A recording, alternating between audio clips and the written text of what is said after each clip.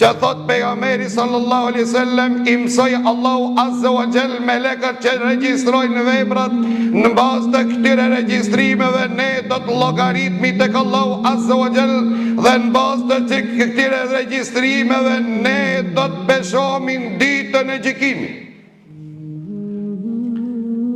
I tha Allahu azza wa jall, nëse një njeri sinon të ban një vepër të mirë, shkruajnë atij një para se me bë.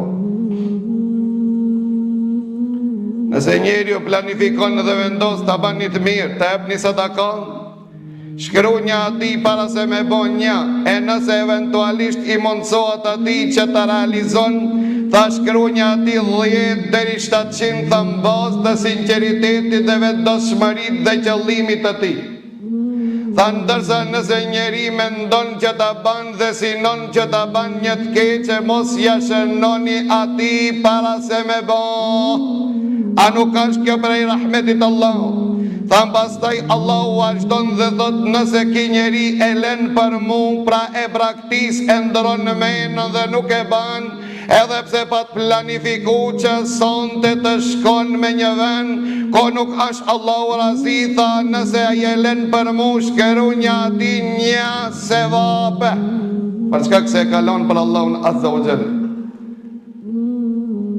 E nëse aj eventualisht e mund shejtoni dhe e ban, shkruajnë një gjuna. Kështu a zakoni Allahut azza wa jall.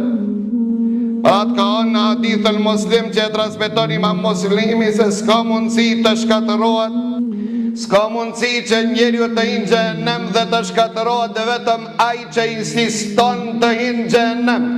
Pra nuk ka mundësi që njeriu të bëhet banor i zjarrit, vetëm ai i cili largohet prej rahmetit Allahut dhe nuk shpreson mëshirën Allahut azza wa jall dhe nuk i përdor këto kartelat mëshirës të Allahut azza wa jall që i ka zbrit në tokë.